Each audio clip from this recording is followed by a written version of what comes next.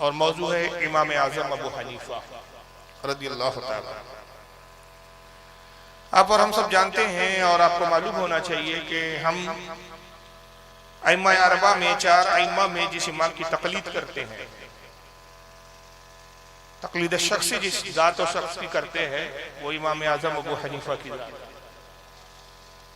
जिनको दुनिया सिर्फ महज अबू हनीफा नहीं कहती बल्कि इमाम अबू हनीफा कहती है, और बल्कि सिर्फ इमाम ही नहीं कहती बल्कि इमाम आज़म कहती है।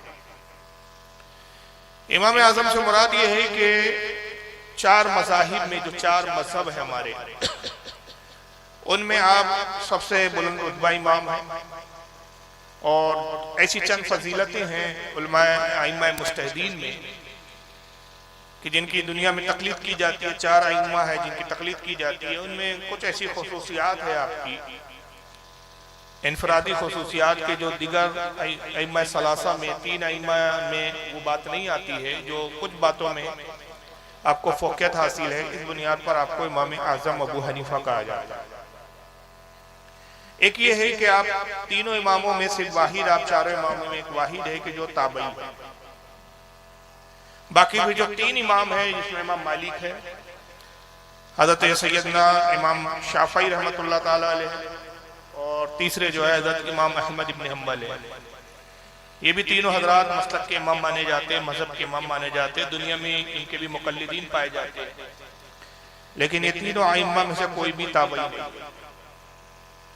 सिर्फ वाहिद ये फजीलत ताबई होने की हज़रत इमाम आज़म अबू हनीफा को है, और इसमें कुछ इख्तलाफात हुए कि आपने किस कदर सहाबा की ज़ियारत की। ये तय है, हम अहले सुन्नत के नज़दीक मुत्तफ़क़ अलैह बात है कि सहाबा की ज़ियारत आपने की, बल्कि बाद सहाबा से आपका रिवायत लेना भी साबित है, और इस ताल्लुक़ से मुस्तक़िल हदीस की चंद किताबें आपकी मरवियात पर मुरत्तब की गई है, जिसमें मुस्नद इमाम आज़म जो इमाम अबू नुएम की मुरत्तब करदा है वो बड़ी मशहूर मारूफ है, और भी कुछ मसानीद आपकी मशहूर है जिसमें आपकी मरवियात है। वो रिवायतें हैं जिसको आपने डायरेक्ट सहाबा से सुना।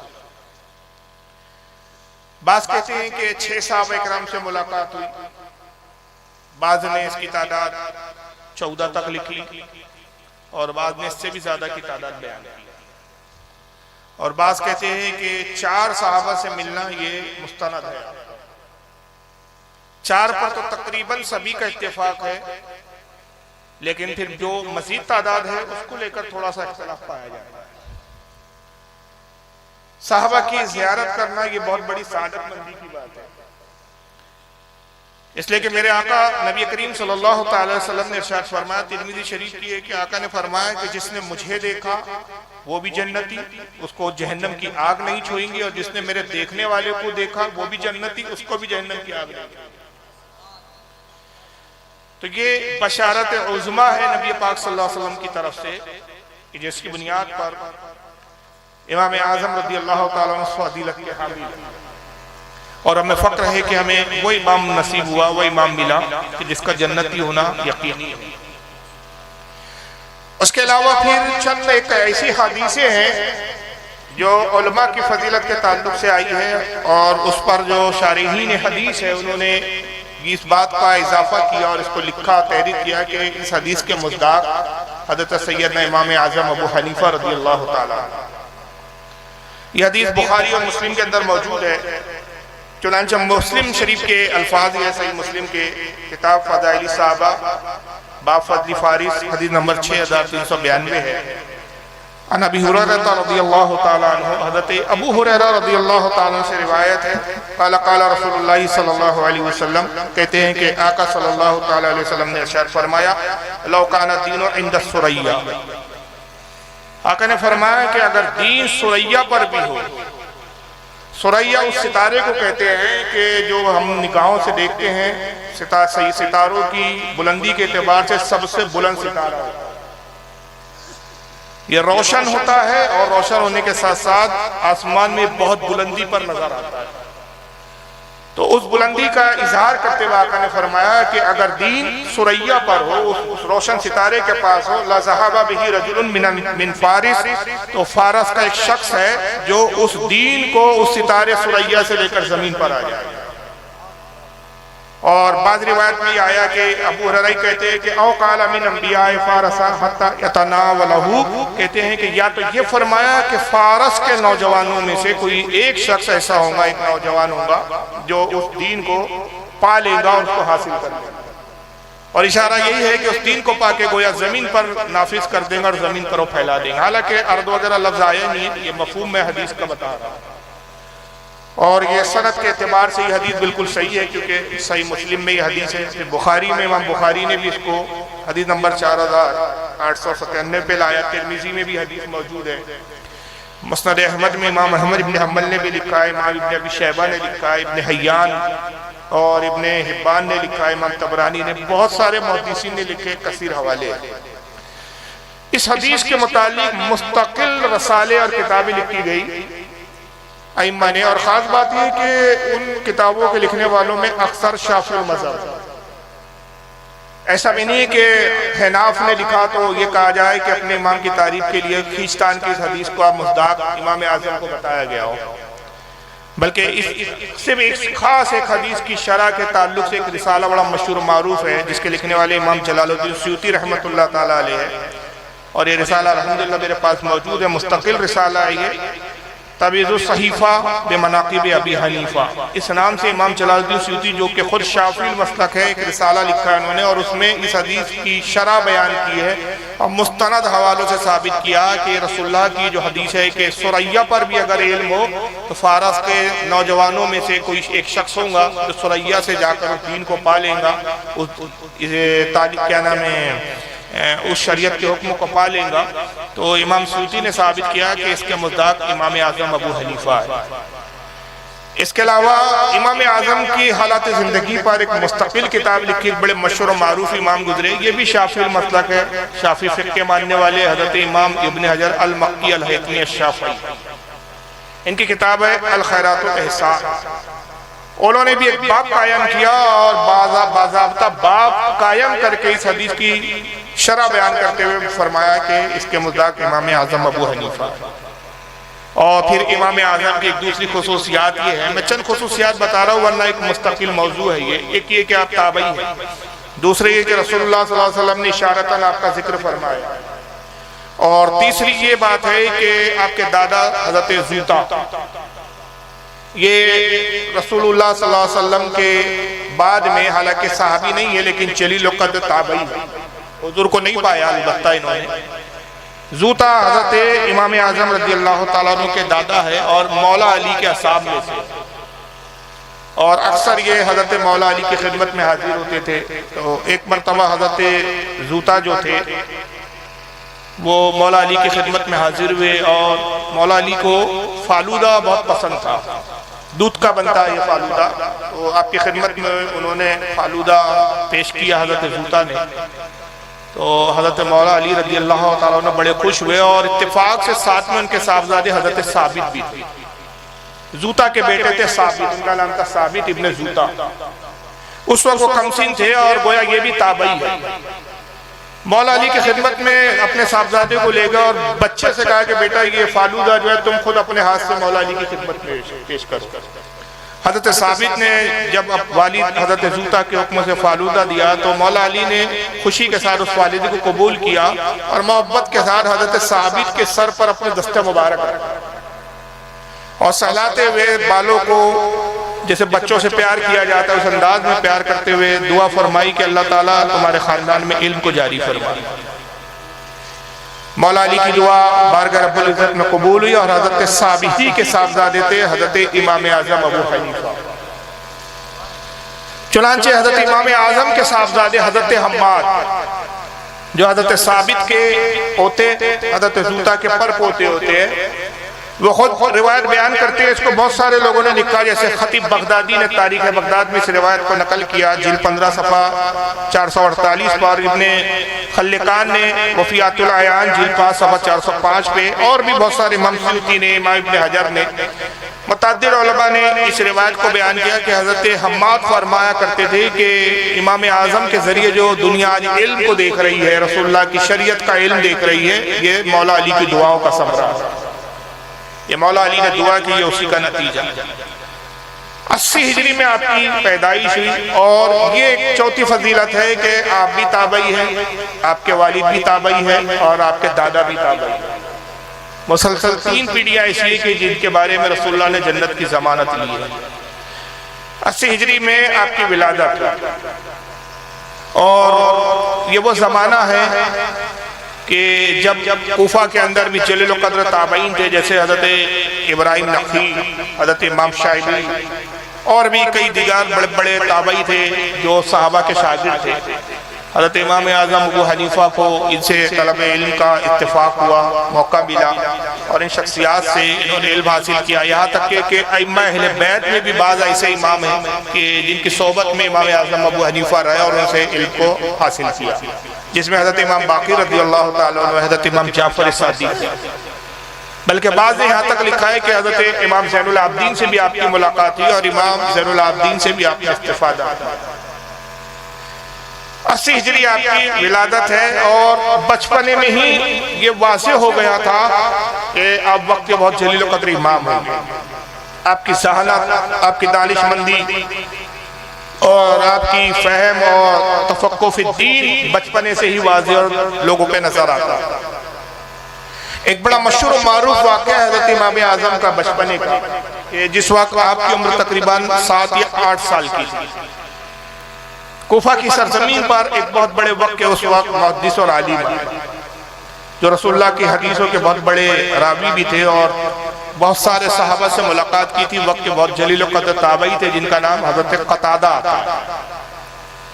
हज़रत क़तादा रज़ियल्लाहु ताला अन्हु के हज़ारों शागिर्द थे और इल्म हदीस के उस वक्त उस्ताद माने जाते थे। कूफा इनका आना हुआ, ऐलान हुआ कि क़तादा आए हुए हैं, तो लिहाजा इनका खिताब जामा कूफा में, कूफा की जामा मस्जिद में रखा गया और ऐलान हुआ कि उस मस्जिद में हज़रत क़तादा खिताब करेंगे। लिहाजा जितने भी वक्त के उलमा मुहद्दिसीन हैं वो आए और उनसे हदीसों को नकल करें।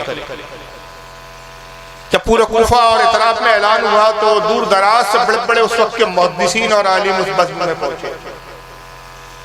हज़रत साबित रज़ियल्लाहु ताला अन्हु जो इमाम आज़म के वालिद थे, वो भी जब जाने लगे तो इमाम आज़म ने भी जिद की कि अब्बा हुजूर मुझे भी साथ ले चलिए। आपने फरमाया बेटा वहाँ भीड़ बहुत होगी क्योंकि क़तादा बहुत बड़े वक्त के आलिम है, बहुत कसीर मजमा होगा और तुम अभी छोटे हो, बच्चे हो, मैं तुम्हारा कहाँ ख्याल रखूँगा। आपने फरमाया कि आप मेरी फिक्र ना करें, मैं पीछे बच्चों में बैठ जाऊँगा, आपको अगर आगे जगह मिली तो आप बैठ जाए, लेकिन मैं चाहता हूँ कि हज़रत क़तादा के बयान से इस्तिफ़ादा हासिल करूँ। जब इसरार किया तो हज़रत साबित आपको साथ में ले गए। चूंकि आप बच्चे थे और वक्त के बड़े बड़े आलिम मुहद्दिस सब आगे बैठे हुए थे, आगे की नशिस्तें में थे और कई मुहद्दिसीन वो थे जो कलम और दवात दिए थे कि जो कुछ क़तादा कहते उसको तहरीर करते, जो कुछ वो रिवायतें और रसूलुल्लाह की हदीसों को बयान करते वो उसको कलमबंद कर लेते और बड़े पुरजोश अंदाज में हज़रत क़तादा का खिताब जारी और सारी। इमाम आज़म बच्चे थे, लिहाजा आपको पीछे जगह बच्चों में मिल गई और आप वहाँ बैठ के खिताब को सुनने लगे। मस्जिद हज़रत क़तादा की आवाज़ से गूंज रही थी कि तभी हज़रत क़तादा ने बतौर फ़ख्र एक ऐलान फरमाया और ऐलान बड़ा अजीब व गरीब था, इसलिए कि उमूमन ऐसा ऐलान करने की कोई जुर्रत नहीं करता था। और उन्होंने ऐलान ये फरमाया दौरान तकरीर के, लोगों पूछो तुम जिस चीज़ के बारे में मुझसे सवाल करोगे मैं तुम्हें जवाब दूंगा। फरमाया सलूनी अन शैइन, किसी भी चीज के बारे में पूछना चाहो तो मुझसे पूछो। जब आपने बार बार ये ऐलान किया कि लोगों जिस चीज के बारे में तुम मुझसे सवाल करोगे उस चीज के बारे में मैं तुम्हें खबर दूंगा, किसी भी चीज के बारे में मुझसे सवाल कर लो। उस वक्त जितने वक्त के बड़े बड़े आलिम मुहद्दिसीन फकीह थे वो जानते थे कि हज़रत क़तादा इल्म के उस कोए हिमालय का नाम है कि इनसे जो भी सवाल पूछा जाए इनकी बारगाह में ला नहीं जानता ये है ही नहीं, ला अदरी है ही नहीं, ये जानते और ये जवाब दे देंगे। इनका दावा ये जो है झूठा नहीं है, सच्चा है। लिहाजा बतौर इताअत और उनके दावे की तस्दीक करते हुए वक्त के बड़े बड़े आइम्मा ने अपने सरों को झुका लिया। मगर इमाम आज़म अबू हनीफा जबकि हालांकि छोटे थे, 7 या 8 साल की उम्र थी, जब ये आवाज उनके कानों में पहुंची तो उनको ये ऐलान कुछ मुनासिब मालूम नहीं हुआ, क्योंकि इमाम आज़म अबू हनीफा जानते थे कि मौला अली के अलावा ये ऐलान आज तक किसी ने किया ही नहीं। ये शान हज़रत मौला कायनात अली मुर्तज़ा रज़ी अल्लाह ताला अन्हु की ही थी कि आपने कूफा के मिंबर से फरमाया था कि लोगों मुझसे पूछो इससे पहले कि मुझे गुम कर दो, तुम जिस चीज के बारे में सवाल करोगे मैं वो सवाल का जवाब तुम्हें दूंगा। खुदा की कसम मैं जमीन से ज्यादा आसमान के रास्तों से वाकिफ। लेकिन जब मौला अली के बाद हजरत कतादा ये ऐलान करते हैं तो हजरत इमाम आजम को ये ऐलान उनका ठीक मालूम नहीं, इसलिए कि उनका नजरिया ये था कि मौला अली को ये ऐलान करना ज़ेब देता है, इसलिए कि आप बाबुल इल्म थे, रसूलुल्लाह से इस्तिफादा किया था। कतादा की वो शान नहीं थी जो मौला अली की थी। चुनांचे इमाम आजम अबू हनीफा पीछे से खड़े हुए और बाआवाज़ बुलंद आपने पुकार के कहा कि ऐ हजरत कतादा मेरा एक सवाल है, मैं एक सवाल करना चाहता हूं। मजमे में शोर बुलंद हुआ और लोगों ने कहा कि बच्चे बैठ जाओ। यहाँ देखते नहीं कि वक्त के बड़े बड़े इमाम, वक्त के बड़े बड़े मुहद्दिस बैठे, किसी ने जुर्रत नहीं की कि हजरत कतादा की आजमाइश करे और उनके दावे पर उनसे सबूत तलब करे। बच्चे तुम ऐसा क्या सवाल करोगे, बैठ जाओ, ये बच्चों की बस वो नहीं है, ये मुहद्दिसीन और उलमा की बस है। आवाज हजरत कतादा के कान में भी पहुंची। आपने देखा है कि एक छोटा सा बच्चा है, 8 साल की उम्र है, सोचा बच्चा क्या सवाल करेगा।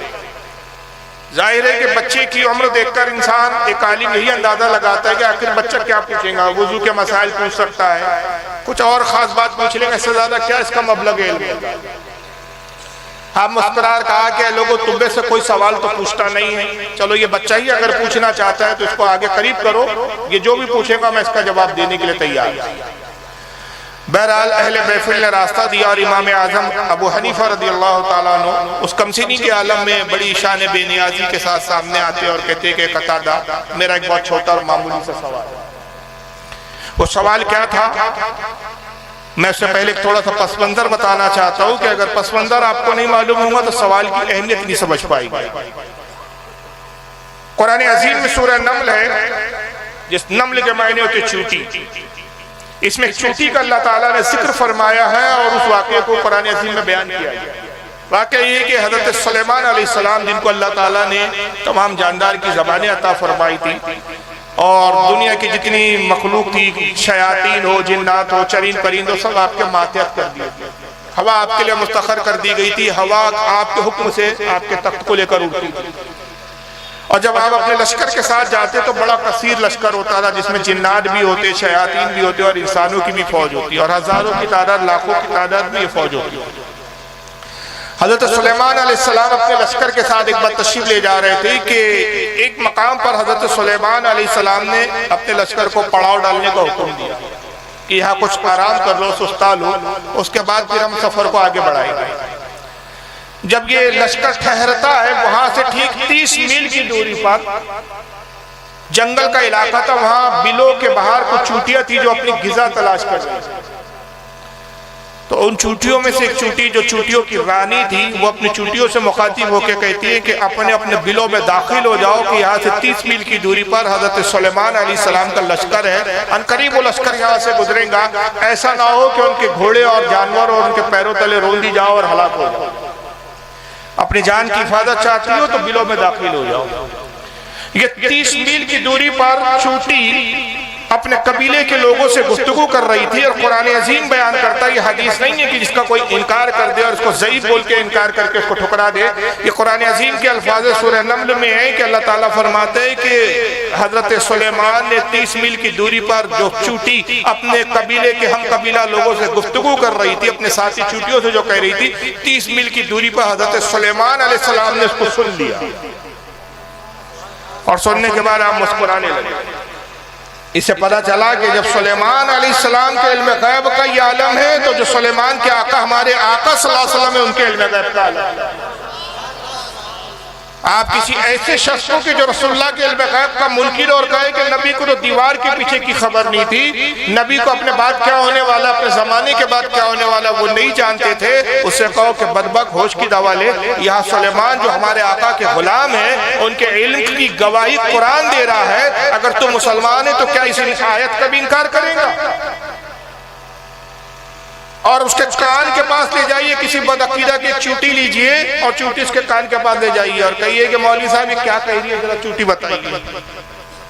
इसका बाप भी नहीं बता सकता, क्योंकि चूटी एक इतनी मामूली मखलूक है। हमारे एतबार से, वरना अल्लाह की हिकमत है, हम किसी मखलूक को उसकी हकीर नहीं समझते, लेकिन हमारे एतबार से चूंटी एक हकीर कीड़ा, एक छोटा सा जानवर है, एक जानदार छोटा सा है, जिसकी आवाज आज तक किसी इंसान ने सुना नहीं है कि उसकी आवाज क्या होती है, वो गुफ्तगू कैसी करती है।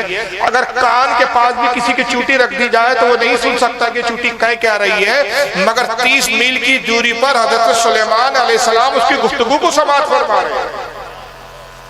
तभी तो आला हज़रत कहते हैं कि दूर और नजदीक के सुनने वाले वो काने लाले करामत पे लाखों सलाम। हमारे आका दूर से भी सुनते और नजदीक से भी सुनते और यकसा सुनते। ऐसा नहीं है कि दूर की आवाजें कम सुनाई देती है और करीब की आवाजें ज्यादा सुनाई देती है, यकसा तौर पर आप समाअत फरमाते हैं। फिर तफासिर और हदीस बयान होती है और ये हमें बताती है कि जब सुलेमान अलैहिस्सलाम मुस्कुराए और वहां पहुंचे, जब लश्कर आपका आगे बढ़ा और ये सारी चूंटी अपने बिलों में जाके पोशीदा छुप गई, आप उस चूंटी के उस बिल पर पहुंचे जहां वो चूंटियों की रानी जो थी, जिसने गुफ्तगू की थी, वो रहती थी। आप खास उस बिल के पास आए और आने के बाद आपने उसका नाम लिया, बाकायदा तफासिर में उसका नाम भी आया और नाम लेके उसको मुखातिब करके कहा कि बाहर आ, मैं सुलेमान हूं कि जो तुझसे गुफ्तगू करना चाहता है। यानी सुलेमान अलैहिस्सलाम को 2 बार यहाँ पर एक इल्म पता चला, एक ये कि किस बिल में रहती है ये भी आप जानते हैं और चोटी का नाम क्या उससे भी आप वाकिफ हैं। ये जनाब सुलेमान अलैहिस्सलाम के इल्म का आलम है। तो अगर मेरे आका ये कहे तब ताज्जुब की बात नहीं। आका फरमाते हैं कि मेरी निगाहों के सामने मेरी उम्मत कयामत तक की सारी उम्मत को पेश कर दिया गया और मैंने अपनी उम्मत के हर फर्द को देखा और पहचान लिया। अब मैं अपने हर उम्मती को ऐसे जानता और पहचानता हूं जैसे बाप अपने बेटे को पहचानता है। तो इस पर कोई ताज्जुब की बात नहीं। जो ताज्जुब करते हैं वो कुरान के दर हकीकत मुनकिर है। फिर उन्हें चाहिए कि हजरत सुलेमान अलैहिस्सलाम के इस वाक़े का भी इनकार करे। और याद रखिए जो इन वाक़यात का इनकार अगर करता है तो वो मुसलमान हो नहीं, कि वो कुरान का मुनकिर है, वो अल्लाह के कलाम का मुनकिर है। हजरत सुलेमान अलैहिस्सलाम उस चूंटी को आवाज देते कि बाहर आ, मैं अल्लाह का नबी सुलेमान हूँ जो तुझसे कुछ गुफ्तगू करना चाहता हूँ। वो चूंटी ने हजरत सुलेमान अलैहिस्सलाम की जब आवाज मुबारक को सुना, आपके कलाम को सुना, बाहर हाजिर होती है, सलाम अर्ज करती है।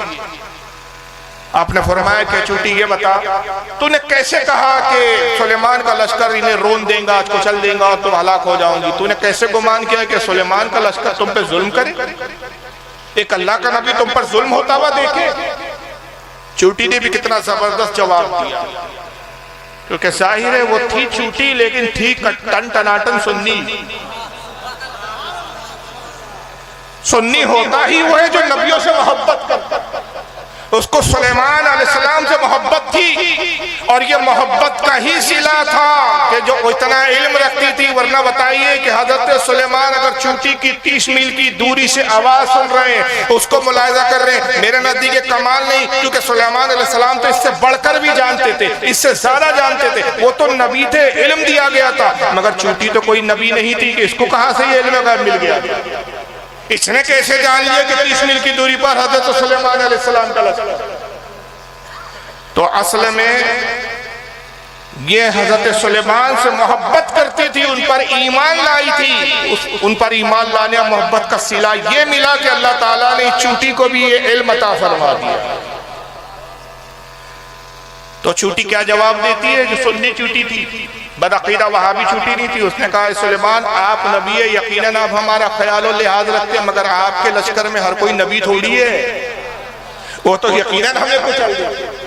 आपने फरमाया कि मैं बहुत खुश हुआ तुम्हारे जवाब से और ये जवाब मुझे पसंद आया, लिहाजा आज तुम्हारी तमाम चूंटियों की दावत हमारी तरफ से की जाए।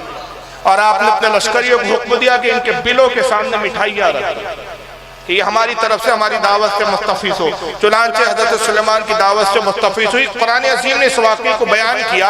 अब आइए ये वाक़या आप सुन चुके, अब हजरत कतादा की उस बज़्म में आ जाएं। इमाम आज़म ने कहते हैं कि मेरा एक सवाल है। तो हजरत कतादा ने कहा बच्चों पूछो क्या पूछना चाहते हो। ख्याल और गुमान ये किया कि बच्चा क्या पूछेगा, मगर आपने जो सवाल पूछा पूरे महफिल में एक सन्नाटा छा गया, किसी के पास ये जवाब नहीं था। और सवाल ये किया कि आपने फरमाया ऐ कतादा ये बताइए कि कुरान अज़ीम में सूरह नम्ल में जो चूंटी का जिक्र है, जिसने हजरत सुलेमान अलैहिस्सलाम से गुफ्तगू की थी, आप ये बताइए वो नर थी के मादा? नर मादा तो समझता है ना आपको, फेल फीमेल, मुज़क्कर मुअन्नस, वो नर थी कि मादा थी? हज़रत कतादा चकरा गई, या अल्लाह कुरान में तो कोई है ही नहीं कि वो मादा है कि नर है। बड़े परेशान हुए हैं, महफिल भी सन्नाटे में आ गए, किसी के पास इसका जवाब था ही नहीं कि कैसे बताएं, और उसके साथ सबूत के साथ बताना, ऐसा नहीं कि आपने जो चाहा दिल में आया कह दिया। दलील भी चाहिए कि वो नर थी कि मादा थी। हज़रत कतादा ने अपनी शर्मिंदगी को बज़ाहिर छुपाने की गरज से फरमाया कि ऐ बच्चे, ये सवाल ही फजूल मालूम है, और सवाल फजूल इसलिए कि कुरान में कहीं जब जिक्र ही नहीं है कि वो मादा थी कि नर थी, तो फिर सवाल ही पैदा नहीं होता। इस तरह के सवाल फजूल होते हैं। आपने फरमाया कि नहीं, जवाब कुरान ही में पोशीदा है। ए हज़रत कतादा, आप इकरार कीजिए कि आपका ये दावा गलत था और आप अपने इस दावे से पहले रुजू कीजिए।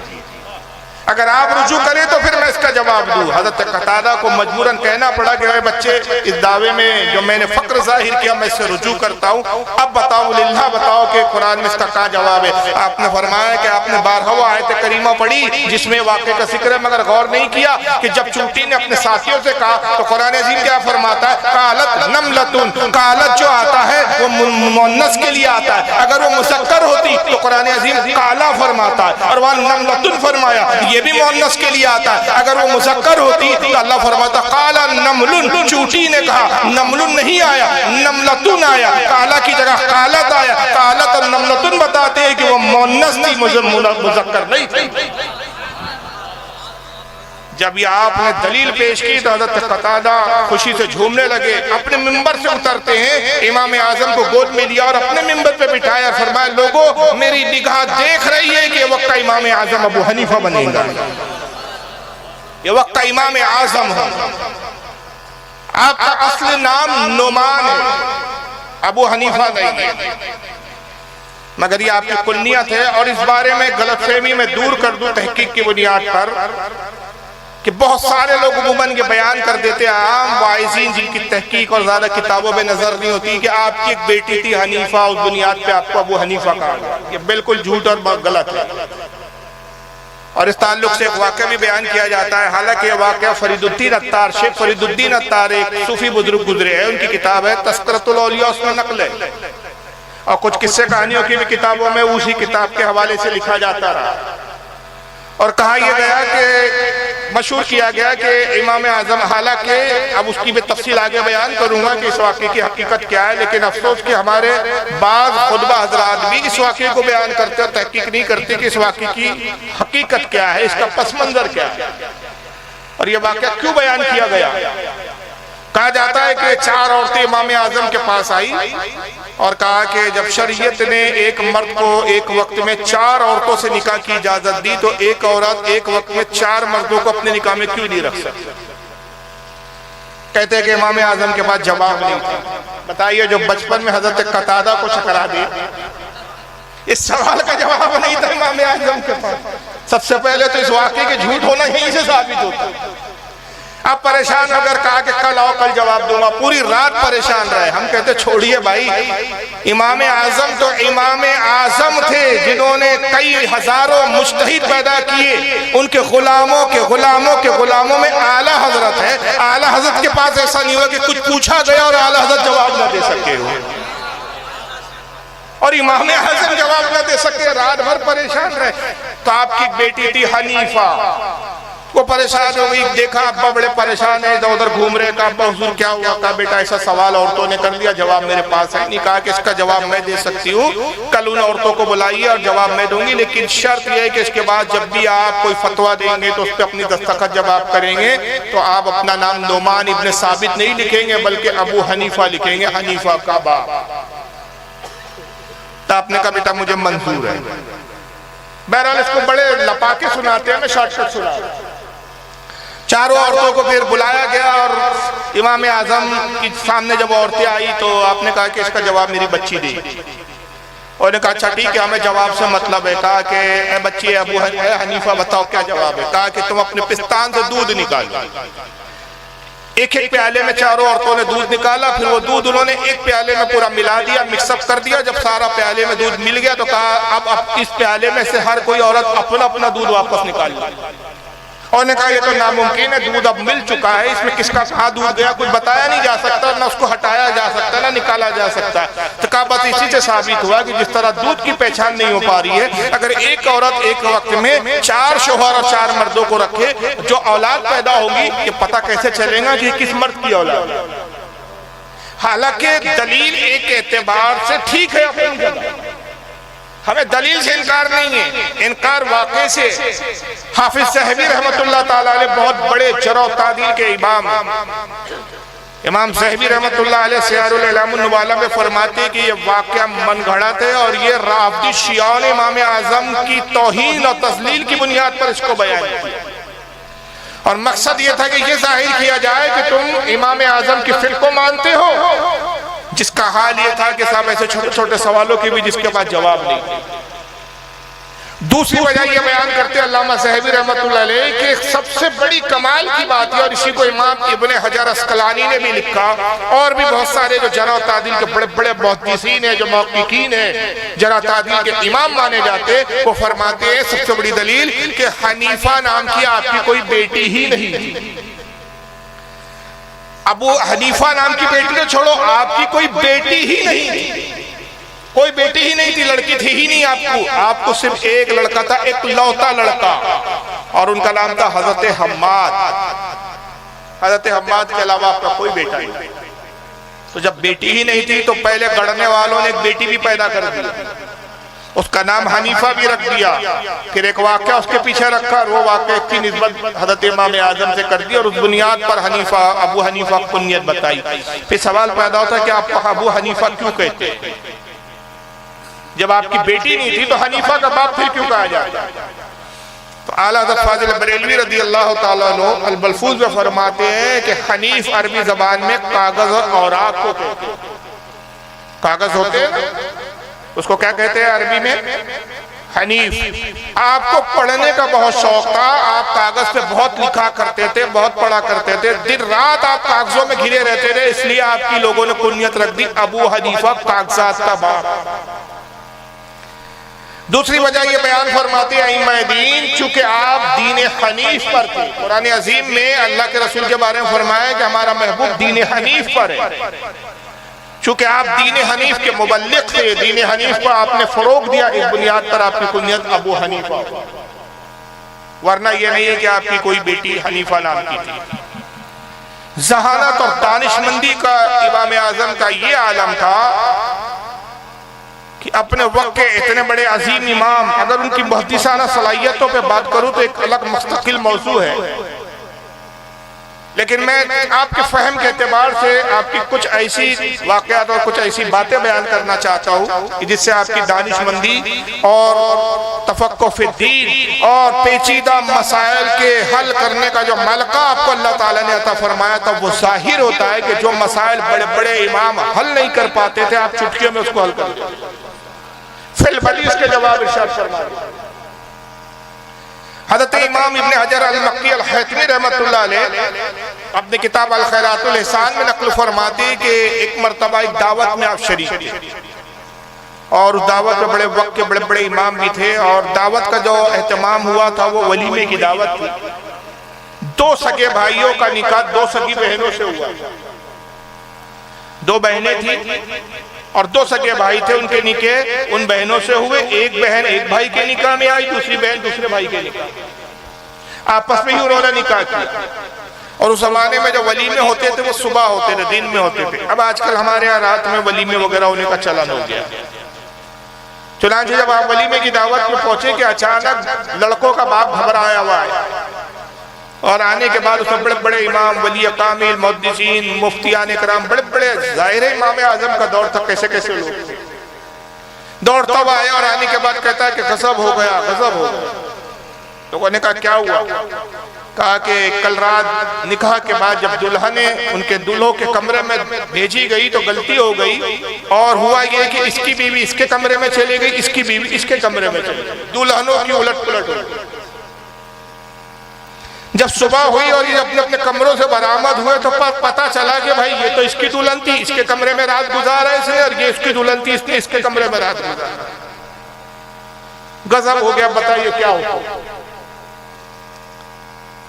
तो हजरत इमाम अबू सुफियान बहुत बड़े वक्त के मुहद्दिस और आलिम थे, और ये छोटे मोटे मुहद्दिस नहीं है, इनकी मरवियात, इनकी रिवायतों को इमाम बुखारी जैसे मुहद्दिस ने भी अपनी किताब में लिखा। लोगों ने कहा कि अबू सुफियान जैसा वक्त का फकीह और मुहद्दिस हमारे बीच है, जब ये मौजूद है तो कोई मसला ही नहीं है। अबू सुफियान से पूछा गया, अबू सुफियान आप क्या कहते हैं? इमाम अबू सुफियान ने थोड़ी देर गौर और फिक्र किया और फरमाया कि कोई पेचीदगी की बात नहीं है। अब जिसने जिस औरत के साथ रात गुजारी वो तो धोखे से हुआ, कसदन तो हुआ नहीं, लिहाजा इसको जिना नहीं कहा जा सकता। अब ये गलती हो गई, बहरहाल अब ऐसा किया जाए कि इस गलती को अब दोबारा ना किया जाए। जिसका निकाह जिस औरत के, जिस लड़के का निकाह जिस औरत से हुआ वो औरत, वो बीवी उसी को लौटा दी, और जो कुछ रात में गुजरा वो धोखा था, अल्लाह से माफी तलब करे, अल्लाह माफ फरमाने वाला।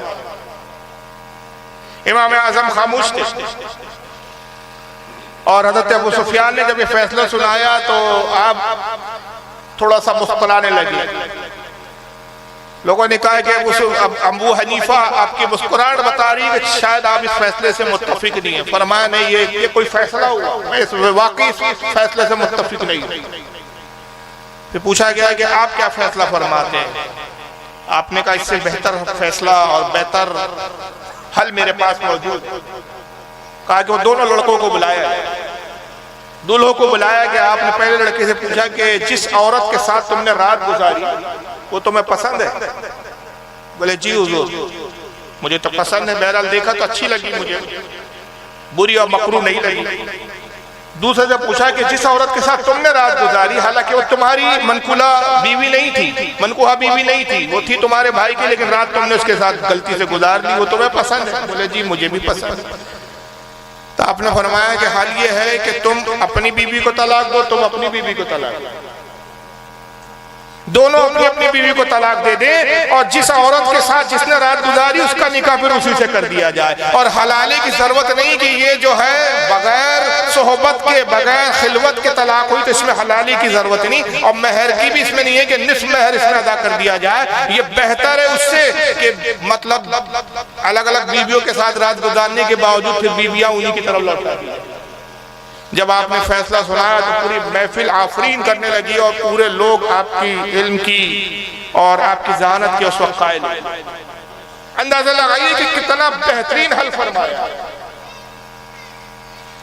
ऐसे मसले की जो बड़े बड़े पेचीदा होते थे, जहां बाज आइम्मा या तो उनसे लर्जिशें हो जाती या वो उसका हल जवाब और तलाश नहीं कर पाते, इमाम आजम बड़ी आसानी से जवाब इरशाद फरमाते थे। इमाम आजम के जमाने में एक शख्स मजदूरी पे गया, और मजदूरी से जब वापस लौटा बीवी से कहा पानी लाओ, मुझे प्यास की शिद्दत है। ये जनाब गई, और जाने के बाद पानी प्याले में लेकर आ रही थी कि पड़ोसन मिल गई और उससे गुफ्तगू में मजबूर हो गई। पड़ोसन ने आवाज दिया, ये वहीं से खड़े होकर उससे गुफ्तगू करने लगे। अब बात तवील हो गई और भूल गई। औरतों की आदत होती है कि जब बातों में लग जाए तो सब कुछ भूल जाए। अब मियाँ थके मांदे आए थे, भूखे प्यासे थे, प्यास की शिद्दत थी, गर्मी के दिन थे, पानी की प्यास और पानी की वजह से तड़प रहे, परेशान हो रहे। जब देखा कि बीवी आई नहीं, एक दो बार आवाज दिया तो शायद आवाज पहुंची नहीं, तो गुस्से में आए, जलाल में आए। अब जब कुछ देर के बाद ये प्याला लेकर पहुंची तो गुस्से में कहा कि अब प्याला लाई है इतनी देर के बाद, ये तेरी फर्माबरदारी का आलम है, मैं तुझे तलाक देता हूँ। इस पानी को अगर तूने फेंक दिया तो तुझ पर 3 तलाक, खुद पिया तो 3 तलाक, किसी को पिलाया तो 3 तलाक, और इस पानी को ऐसे रख दिया छोड़ दिया तो भी 3 तलाक। अब बताइए क्या करें? खुद पी लिया तो तलाक वाक़ई हो गई, किसी और को पिलाया भाई तुम पी लो तो तलाक, फेंक दिया तो तलाक, रख दिया कहीं रख भी नहीं सकती तो तलाक। पे आला हाथ पे लेकर खड़ी हुई है, कहती है मेरे सरताज किस मुसीबत में डाल दिया आपने। अब तो हर सूरत में तलाक यकीनी है। अब गुस्सा ठंडा हुआ तो इसको भी अफसोस हुआ कि वाकई गुस्से में कुछ ज्यादा ही मैंने हरकत कर दी है, इसलिए कहते हैं कि गुस्सा भी नहीं करना चाहिए, सोच समझ के बोलना चाहिए। और मैं तो अपने दोस्तों और नौजवानों से कहता हूं कि जब शादी हो जाए ना तो ये भूल जाओ कि हमारी शरीयत में तलाक नाम की भी कोई चीज है, भूल जाओ, ऐसा सोचो कि है ही नहीं हमारी शरीयत। जिसको बहुत ज्यादा तलाक रहती है ना तो कई बार होता क्या, अक्सर होता है मेरे पास मसले आते हैं, बीवी को धमकाने के लिए तलाक दे दिया, पता ही नहीं चला, जब धमकाने नहीं चलता, तलाक दिया यानी हो गई। अब बाद में आते अरे वो तो मैंने गुस्से में बोल दिया था जनाब, वो तो मैंने डराने के लिए बोल दिया। भाई डराने, अब किसी को डराने के लिए फायर करोगे, गोली चलेंगी तो क्या मरेगा नहीं? कहेंगे नहीं साहब मरना नहीं चाहिए तूने, मैं तो डराने के लिए फायर किया था।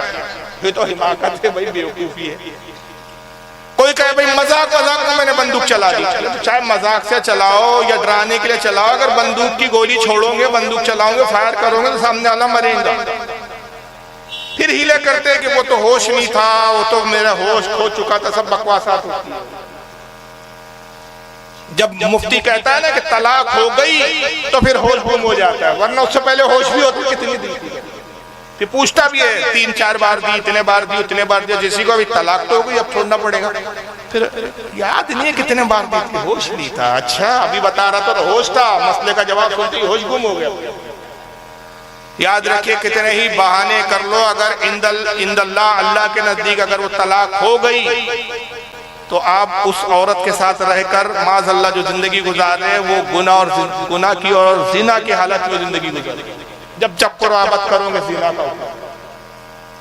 बहरहाल ये उस कंडीशन थी उस खातून की, पानी फेंका तो तलाक, पिलाया तो तलाक, रख दिया तो तलाक, किसी और को पिलाया तो तलाक। इसका भी गुस्सा ठंडा हुआ, कहा कि वाकई तो बड़ी मुसीबत हो गई, मैंने गुस्से में कह दिया, रुको मैं इमाम आजम अबू हनीफा से मसला पूछता रहा।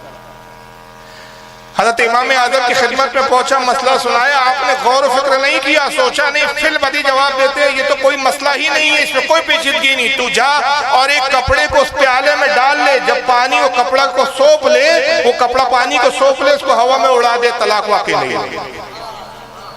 क्यों? पानी में जब वो पानी जज्ब हो गया कपड़े में, कपड़ा सुखा दिया, अब प्याले में पानी रहा नहीं, और जब रहा नहीं तो तलाक उस वक्त भी नहीं हो रही है, फेंका भी नहीं, पिलाया भी नहीं, रखा भी। तो ऐसे मसले की जो बाज़ाहिर बड़े पेचीदा लगते थे, इमाम आज़म अबू हनीफा रज़ियल्लाहु ताला ने चुटकियों में हल करवाया।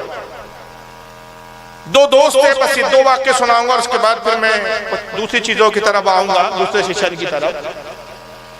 उसमें एक दोस्त था, उसने एक मौके पे कसम खा ली कि अब जिंदगी भर कभी अंडा नहीं खाऊंगा। अंडा होता ना, एक नहीं खाऊंगा। एक दिन वो बड़े अजीज दोस्त, एक दोस्त साहब बाजार से आ रहा था और इत्तेफाक से वो अंडा ही लेकर आ रहा था।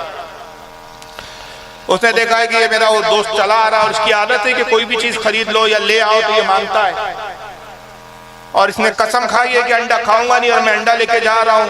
तो कहीं ऐसा ना हो कि अंडा मांग ले और फिर कसम का मसला हो जाए। तो उसे छुपाने के लिए उसने अंडे को जेब में रखा। उसका अंडे को जेब में रखना और इसका देखना। तो इसके समझ में तो नहीं आया कि इसने छुपाया क्या है, कि वो अंडा ही है, लेकिन लगा कोई खाने की चीज है जो इसने छुपाई। ये पहुंचा और कहा क्या मियाँ यार दोस्तों से भी चीजें छुपाते हो, दो यार जो लाए खाने की चीज छुपाई है, लाओ मुझे भी खिलाओ। कहा भाई ये चीज तुम नहीं खा सकते, रहने दो। बोले नहीं यार अब तो जरूर खाऊंगा। जब तू ये कह रहा है कि जाने दो और खिलाना नहीं चाहता तो मेरी भी जिद है कि वो चीज मैं खा के रहूंगा। कहा जाओ यार, मैंने कहा ना तुम्हारे खाने की लायक नहीं। कहा ऐसी कौन सी चीज है जो तू खा सकता मैं नहीं खा सकता। अब मैं कसम खा के कहता हूँ, अल्लाह की कसम, मैं इस अंडे को इस चीज को खा के रहूंगा जो तेरे जेब। अब कसम खा ली तो उसने अपने जेब से निकाला तो अंडा। कहा लो यार तुमने जो जोश में कसम खा ली, मैं तो कह रहा था तुम्हारे लायक ही नहीं। अब ये भी परेशान, का बोल देता यार मुंह से कि अंडा, तुझे क्या मौत आई कि तू कह ही नहीं रहा था। कहा मैं कह तो रहा था कि तुम्हारे खाने की नहीं। अरे अंडा है कह देता, अब क्या करे, क्योंकि अब कसम खाई है कि जो तेरे जेब में जो शय है जो छुपाया वो खा के रहूंगा अल्लाह की कसम। अब नहीं खाता है उसको तो कसम टूटती है, और अगर खाता है तो पहली कसम टूटती है कि अंडा नहीं खाऊंगा जिंदगी में। दोनों परेशान, का क्या करें। चलो इमाम आजम की खिदमत में, हज़रत इमाम आजम अबू हनीफा की खिदमत में पहुंचे और कहा इमाम ये मामला। मुस्कुराए, कहा कोई टेंशन की बात नहीं है, कोई डर की बात नहीं है, इसका हल बड़ा आसान है। इस अंडे को घर ले जाओ, इसको मुर्गी बिठाओ और जब मुर्गी से चूजा बन जाए उस चूजे को खा जाओ। शय खाऊंगा कहा था ना, अंडा खाऊंगा ये नहीं कहा था उसने। जो तेरे जेब में वो खाऊंगा। शय तब्दील हुई है, शय खत्म नहीं हुई, फना नहीं हुई। कहा इस एतबार से तेरी कसम नहीं। तो ये ऐसे ऐसे मसाइल की इस पर बड़े बड़े उलमा ने ज़ख़ीम किताबें लिखी है। हज़रत इमाम अबुल हसन हुसैन बग़वी रहमतुल्लाह अलैह की आप पढ़े, जो उनके तफ़क्कुह फ़ी दीन पर आपने किताबें लिखी है। हज़रत इमाम इब्न हजर की पढ़े। और एक आखिरी वाक़या कि आपके ज़माने का एक बादशाह मंसूर, बड़ा सरफिरा बादशाह था, बनो खिलाफत बनो बासिया का दौर था, मंसूर सफ़ा इसको कहा जाता है, बड़ा जालिम और ज़िद्दी किस्म का बादशाह, अपनी बेगम के साथ बैठा हुआ है और मियाँ बीवी के दरमियान में जो मोहब्बत की बातें हो रही है उस तरह की बातें चल रही है। रात का वक्त है, बीवी ने कुछ मज़ाहन कुछ कह दिया, इसको गुस्सा आ गया और जब गुस्सा आया तो इसने गुस्से में कह दिया कि तूने ये जो जुमला कहा, मैं खलीफा वक्त हूं, तूने मेरी तौहीन की है, तो इस लायक नहीं कि मेरे तू निकाह में रह सके, अब मेरी हुकूमत से निकल जा, मैं मगरिब तक तुझे वक्त देता हूं, अगर मगरिब तक तू मेरी हुकूमत से बाहर नहीं निकली तो तुझ पर 3 तलाक, और अगर पकड़ी गई तो कत्ल भी करूंगा। यानी निकाह से भी जाएंगी और जान से भी जाएंगी। लिहाजा तुझे मोहलत है कि मगरिब होने से पहले पहले, सूरज गुरूब हो उससे पहले मेरी हुकूमत की सरहद से बाहर। गुस्से पे कसम खा के कह लिया और वहां से गुस्से से अपने कमरे से निकला। सिपाहियों को हुक्म दिया कि मलका पर निगाह रखो और इसको महल में सिर्फ इस वक्त तक की मोहलत है कि ये मगरिब से पहले पहले महल से निकल जाए, और जब ये महल से निकल जाए उसके बाद इसकी तलाश करो। अगर ये मेरी हुकूमत से बाहर निकल गई तो इसको अमान है, और मेरी हुकूमत की सरहदों के अंदर अगर तुम पाओ तो इसको गिरफ्तार करके लाओ कि मैं इसको कत्ल करूं। ये बड़ी परेशान हुई, घबराई। इसकी एक कनीज थी जो बड़ी दानिशमंद और अक्लमंद थी। उसने उस कनीज से कहा कि बताओ क्या करूं। उसने कहा कि एक हल है मेरे पास। कहा कि हल यह है कि आप कुछ देर इंतजार कीजिए और जो सिपाही निगरानी किए हुए आप पर उनको गाफिल कर दीजिए, और मेरा लिबास पहनकर, कनीजों वाला लिबास पहनकर आप महल से इस तरह निकल ले कि अगर ये सिपाही देखे तो समझे कि कोई कनीज जा रही है, और आप सीधा इमाम आजम अबू हनीफा के पास जाए। वही है कि जो इस मसले का हल बता सकते हैं। उसने कहा तूने बड़ा बेहतर मशवरा दिया। चुनांचे कुछ देर तो वो अपने ख्वाबगाह में ही रही और उसके बाद उसने बहुत सारी कनीजों को बुला लिया। सिपाही देखते रहे कि कनीजें जा रही है, मिल रही, आ रही है। उसने फिर कनीज का लिबास पहना, बुर्का उड़ा, नकाब ओढ़ा, और उसके बाद इस अंदाज में निकली जैसे कोई कनीज आई, मुलाकात की, चलेगी, और मलिका जो है वो महल के अंदर ही है ख्वाबगाह। सिपाहियों ने कनीज समझ के ध्यान नहीं दिया, वहां से बाहर निकलती और आने के बाद इमाम आजम अबू हनीफा की खिदमत में पहुंची। कहती कि इमाम मैं अपनी जान को बड़ी मुश्किल से बचा कर आई हूँ, खलीफा वक्त बादशाह मंसूर ने ये हुक्म दे रखा और वक्त बहुत कम है, आप अल्लाह के वली भी है, बुजुर्ग भी है। मंसूर की हुकूमत इतनी बड़ी है कि मगरिब क्या अगर मैं कई दिन तक सफर करते रहूं तो उसकी हुकूमत की सरहद खत्म नहीं हो सकती, क्योंकि जाहिर है उस वक्त इस्लामी मुल्क बहुत ज्यादा थे। ईरान, इराक, शाम, रोम, मक्का, मदीना, ये सब इस्लामी सल्तनत में थे। बसरा, यमन, और क्या नाम है आपका, बहुत सारे मुल्क थे। अब जाहिर है ये इतने सारे मुल्क पूरे मुल्क की सरहदों से निकलते रहिए तो कई दिन लग जाए आप सरहद से बाहर ही नहीं निकल। तो मगरिब से पहले तक सरहद से बाहर निकलना इतना आसान नहीं।